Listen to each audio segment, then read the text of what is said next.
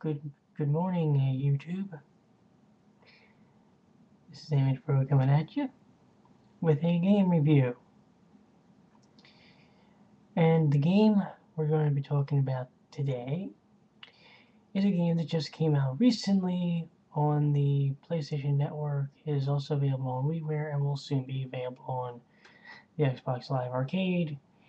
That particular game is called Mega Man 10. Now, where do we begin with this game? Well, why don't we start with the fact that the story is interesting. And I say interesting in this respect. Apparently, these robots go bananas because of a virus called Roboenza.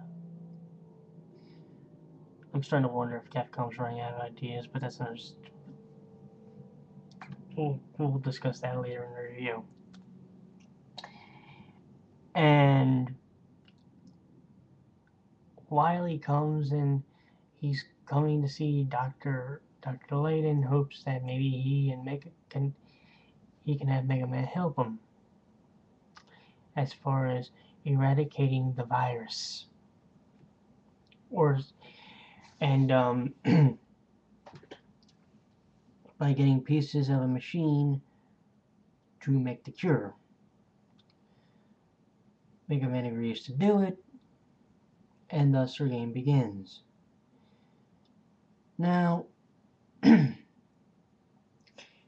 this Mega Man game does something that Mega Man 9, which came out, just last year, didn't do. For one, it has trophy support on the PlayStation Network, which didn't for Mega Man 9, obviously. And you can actually play as Mega Man's brother, Pro Man, otherwise known as Brickman, otherwise known as Blues.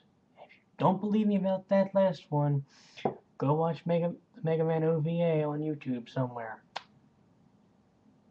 Because yes, he does call him that. So anyway,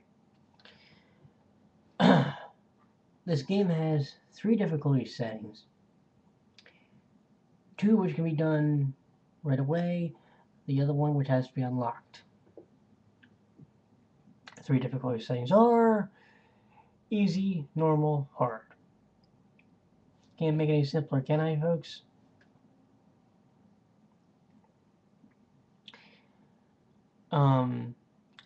Easy makes the game almost stupid easy.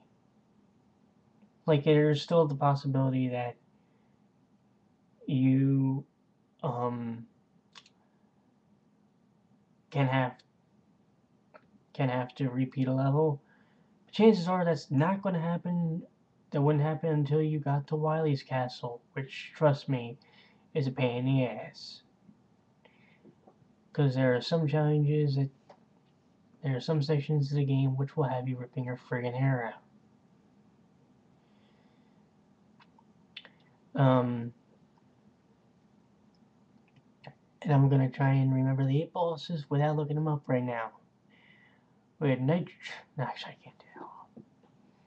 But yeah, the 8 bosses in this game were kind of the what the hell nature. To the point where I shook my head and I went, really? They made a boss out of that? Like, no way.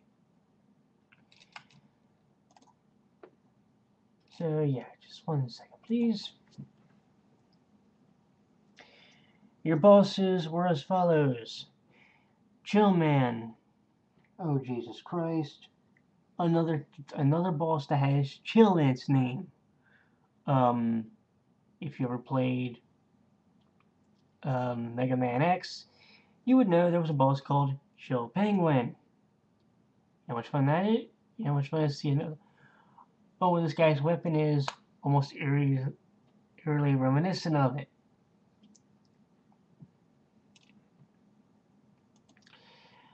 Then we have Nitro Man. who is a robot that looks like a motorcycle. I wish I was kidding. Commando Man ends up being like a bazooka. Ends up with having 2 arms, which pretty much are bazookas on shit. Blade Man, well, there's a fun one. This guy's kind of like a samurai, and he lives in kind of like a castle. Strike Man. Well, I wish it had to do with bowling, but no, it's actually a baseball. Sheep Man, dear God. Pump Man, yes, another water-based enemy. And Solar Man. Yeah, oddly enough, they took out the female boss from the last game. Idea from last game. Now, I'm going to tell you this right now. The weapons do work, but sometimes they don't work how you would hope them to. Let me explain this. Okay. In any other Mega Man game that I've played, and for the record, I have played darn near every console Mega Man game up to this one, and I have played almost every Mega Man X game. Okay? If you have a weapon that is the boss's weakness, one would think that actually hitting the boss with said weapon in any way, shape, or form would harm it and drop its life quicker. That doesn't happen. Example of this. When you get Commando Man's Commando Bomb, which I believe is the actual name of it, and you're facing Blade Man, here's a spoiler. One would think if you just hit him with the darn thing, anyway, his life's gonna go. Nope. In order for the weapon to have any real effect, you have to actually miss him and hope that the explosion hits him and that'll end up taking more life out of him than actually hitting him with the weapon. Another case of this is when you face Pump Man and you use the Thunderwool weapon from Sheep Man.